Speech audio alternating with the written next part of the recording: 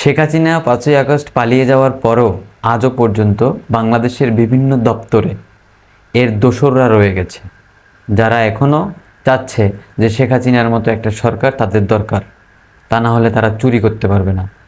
এই চোরদেরকে শনাক্ত করতে হবে এবং এই প্রতিষ্ঠান থেকে বের করে দিতে হবে, বাধ্যতামূলক বের করে দিতে হবে। আসসালামু আলাইকুম। ভারত কি আমাদের বন্ধু? অবশ্যই না।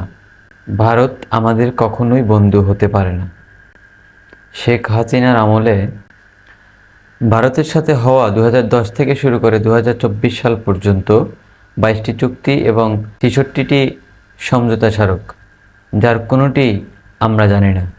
বাংলাদেশের মালিক যদি জনগণ হয়ে থাকে, রাষ্ট্রের মালিক যদি জনগণ হয়ে থাকে, তাহলে সেই চুক্তিগুলো জনসাধারণের জানার কথা ছিল, যা আমরা আদৌ জানি না। এমনকি বাংলাদেশের কোনো সরকারি দপ্তরে সেই নথি নাই, কোনো জায়গায় কোনো ডকুমেন্টও নাই যে কী কী চুক্তি হয়েছিল। বাংলাদেশের কোনো গণমাধ্যমও সেই চুক্তি প্রকাশ করতে পারেনি। 2015 সালে ভারতের সাথে চট্টগ্রাম এবং মোংলা বন্দর নিয়ে একটি সমঝোতা স্মারক হয় এবং 2018 সালে এসে সেই সমঝোতা স্মারক চট্টগ্রাম এবং মোংলা বন্দর ব্যবহারের সুযোগ করে দেওয়া হয়। তাও আমরা জানতে পারি চীন এবং ভারতের গণমাধ্যমের বরাত দিয়ে। আসলে কি ছিল সেই চুক্তিগুলো, কি ছিল সেই সমঝোতা স্মারক, যা বাংলাদেশের জনগণকে জানানো হয়নি? ভারত আমাদের কেন বন্ধু রাষ্ট্র হতে পারে না, তার কিছু বিবরণ আপনাদেরকে আমি দিচ্ছি। বাংলাদেশের জাতীয় নির্বাচনে নগ্ন হস্তক্ষেপ, ইসলামকে ধ্বংস করা, বাংলাদেশের ব্যবসা বাণিজ্য হাতিয়ে নেওয়া এবং বাংলাদেশকে একটি রাজ্য হিসাবে ব্যবহার করা। 2008-এর নির্বাচন বাদে পরবর্তী 3টি জাতীয় নির্বাচনে নগ্ন হস্তক্ষেপ করেছে এবং সেটি আওয়ামী লীগ সরকারের কাছ থেকে সে এই সুবিধাগুলো পায়, যার কারণে এই সরকারকেই বাঁচিয়ে রাখার জন্য সে বিভিন্ন উপায়ে, বিভিন্ন মাধ্যম ব্যবহার করে, বিভিন্ন আন্তর্জাতিক শক্তি ব্যবহার করে তাকে এই নির্বাচনে নগ্ন হস্তক্ষেপ করে একটি স্বৈরশাসক প্রতিষ্ঠা করার দায় এই ভারতেরই। ইসলামের কথা যদি বলি, ইসলাম প্রচার করতে সম্পূর্ণ বাধা সৃষ্টি করেছে এই ফ্যাসিস্ট সরকার। মাহফিল করতে বাধা, মাহফিল করতে একটা সময় শুরু হয়ে গেল, মাহফিল করতে অনুমতি লাগবে। ইসলাম দেশের সংখ্যাগরিষ্ঠ হচ্ছে ইসলাম ধর্ম, সেখানে সেই ইসলাম প্রচার করার জন্যই নিতে হতো অনুমোদন বা অনুমতি। বাংলাদেশের আলেমদেরকে ধরে ধরে বহুত নির্যাতন করা হয়েছে। প্রথম সারির আলেমদেরকে ধরে নির্যাতন করা হইতো, গুম করা হইতো এবং কি দেশ ত্যাগ করার জন্য বাধ্য করা হইতো। আর এইসব করতো এই ফ্যাসিস্ট সরকার। একটা মাত্র টিভি চ্যানেল ছিল বাংলাদেশে, ইসলামী ভিত্তিক TV channel, piece TV Bangla. মানুষের কত প্রিয় একটি টিভি চ্যানেল ছিল, এটিকেও বন্ধ করে দেওয়া হয়। ভারতের নগ্ন হস্তক্ষেপের কারণে বাংলাদেশের ইসলাম প্রচারণা বন্ধ হয়ে যাচ্ছিল। বাংলাদেশের সংখ্যাগরিষ্ঠ ইসলাম ধর্ম, বাংলাদেশের প্রধান ধর্ম ইসলাম, সেই ইসলাম প্রচারে আমরা কখনো দেখি নাই যে কেউ বাধা দিয়েছে। কিন্তু একটা পর্যায়ে চলে আসলো যে মাহফিলের অনুমোদন নিতে হয়। মাহফিল করতে গেলে সেখান থেকে মাহফিলের মঞ্চ থেকে বক্তাকে ধরে নিয়ে যাওয়া হয়।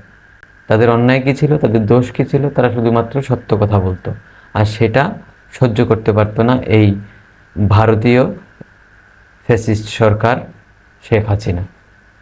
ইসলামকে এমন পর্যায়ে নিয়ে গেছিল যে কেউ কথাই বলতে পারত না। এমনকি মসজিদে শুক্রবারের যে খুতবা দেওয়া হবে সেটাও নির্ধারণ করে দেওয়া হতো তাদের পক্ষ থেকে, যে খুতবা কী দেওয়া হবে। মসজিদে গুপ্তচর সৃষ্টি হয়ে গেছিল, হুজুর কি খুতবা দেয় সেটা পর্যবেক্ষণ করার জন্য। ইসলামকে পুরোপুরি ধ্বংস করার মিশনে নেমেছিল ভারত এই ফ্যাসিস্ট সরকারের মাধ্যমে।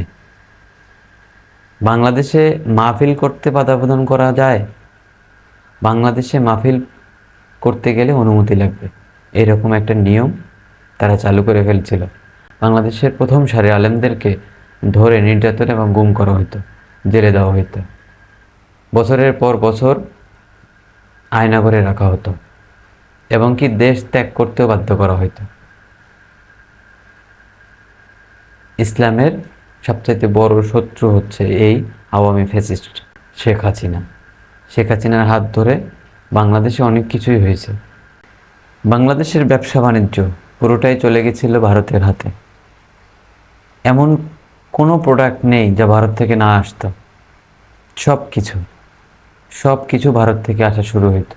অন্য দেশ থেকে আসার সুযোগ থাকলেও সেটা আসতো ভারত থেকে। বাংলাদেশের সকল ব্যবসা বাণিজ্য এবং কি চাকরির বাজারেও ভারতীয়দের আধিপত্য বিস্তার করতে দেখা গেছে। সর্বশেষ ভারত বাংলাদেশকে একটি রাজ্য হিসেবে পরিচালনা করত, আর সেই পরিচালনার জন্য বাংলাদেশে ছিল এক পুতুল। সেই পুতুলকে যা বলা হতো তাই সে করত। এই পুতুল ভারতের সিদ্ধান্ত ছাড়া কিছুই করতে পারত না। কারে ধরতে হবে, কারে গুম করতে হবে, কারে নির্যাতন করতে হবে, কারে ফাঁসিতে ঝুলাইতে হবে, কারে ক্রস ফায়ার করতে হবে, এই সব কিছুর ঊর্ধ্বে ছিল এই পুতুল, যার দ্বারা বাংলার মানুষ আজকে ১.৫ যুগেরও বেশি ধরে নির্যাতিত নিপীড়িত ছিল। ৫ই আগস্ট দেশ আর একবার স্বাধীনতার মুখ দেখে। সেদিনের পর থেকে ভারতের এই নগ্ন হস্তক্ষেপের সমাপ্তি হয়ে যায় এবং তখন থেকেই তারা তাদের পূর্ব নির্ধারিত সেই ট্রাম্প কার্ড ব্যবহার করা আবারও শুরু করে, যে ট্রাম্প কার্ড দিয়ে ১.৫ যুগেরও বেশি সময় ধরে বাংলাদেশের মানুষকে দমিয়ে রাখা হয়েছিল। সেই একটাই ট্রাম্প কার্ড। সেটা কি? সেটা হচ্ছে সংখ্যালঘু নির্যাতন। এই সংখ্যালঘু নির্যাতন দিয়ে আমাদের দেশে কোনো খবর প্রচার না করা হলেও ভারতীয় মিডিয়ায় শতের অধিক ফেক নিউজ তৈরি করে তারা আন্তর্জাতিকভাবে একটি আলোড়ন সৃষ্টি করতে চেয়েছিল যে বাংলাদেশে হিন্দু নির্যাতন হয়, যা আওয়ামী লীগ সরকার থাকলে হিন্দু নির্যাতন হয় না। আদতে শেষ পর্যন্ত এখন কি বের হয়ে আসলো যে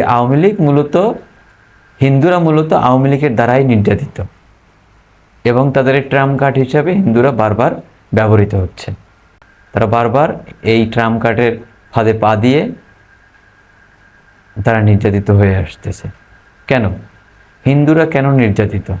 আমি তো দেখি না আমার আশেপাশে কোনো হিন্দু নির্যাতিত হচ্ছে। তাহলে আপনারা কিভাবে দাবি করেন আপনারা নির্যাতিত?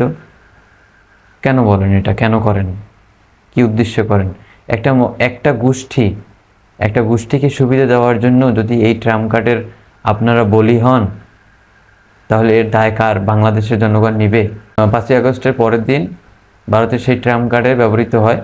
লালমনিরহাট হাতীবান্ধায় সীমান্তে দেখা গেছিল যে অনেক হিন্দু জড়ো হয়েছে, তাদেরকে নির্যাতন করা হচ্ছে। তারা সংখ্যালঘু, তারা ওপারে যাওয়ার জন্য ওইখানে জড়ো হয়েছিল পানির ভিতরে।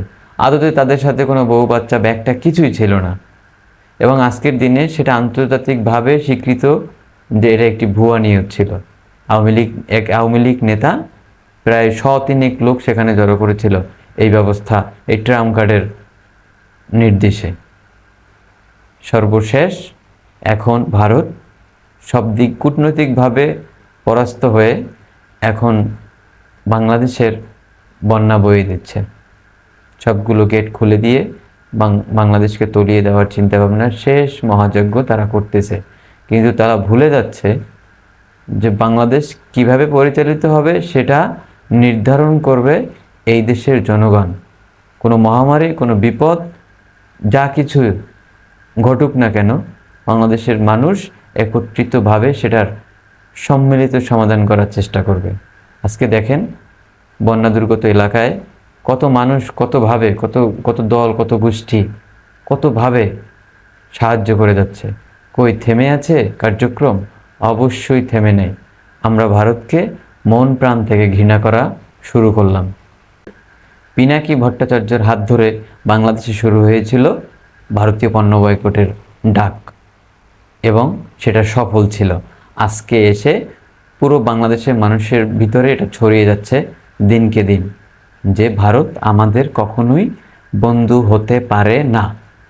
ভারতীয় সকল পণ্য বয়কট, বয়কট, বয়কট। বাংলাদেশের সংবিধানে বলা আছে রাষ্ট্রের মালিক জনগণ। যদি তাই হয় তাহলে বাংলাদেশের সাথে অন্য দেশের হওয়া চুক্তিগুলো অবশ্যই বাংলাদেশের জনগণের মঙ্গলের জন্য, তাই তো? তাহলে আমরা ভারতের সাথে হওয়া সকল চুক্তি প্রকাশ্যে আনার দাবি জানাচ্ছি। পররাষ্ট্র মন্ত্রণালয়ের অধীনে দায়িত্বপ্রাপ্ত পররাষ্ট্র উপদেষ্টা জনাব মোহাম্মদ তৌহিদ হাসানের কাছে আকুল আবেদন, যাহাতে অতি শীঘ্রই ভারতের সাথে হওয়া সকল চুক্তি আমাদের প্রকাশ্যে দেখানো হোক এবং যে চুক্তিগুলো সাংঘর্ষিক বাংলাদেশের মানুষের সাথে, বাংলাদেশের মানুষের স্বার্থের সাথে, সেই চুক্তিগুলো রিভিউ করা হোক এবং বাতিল করা হোক।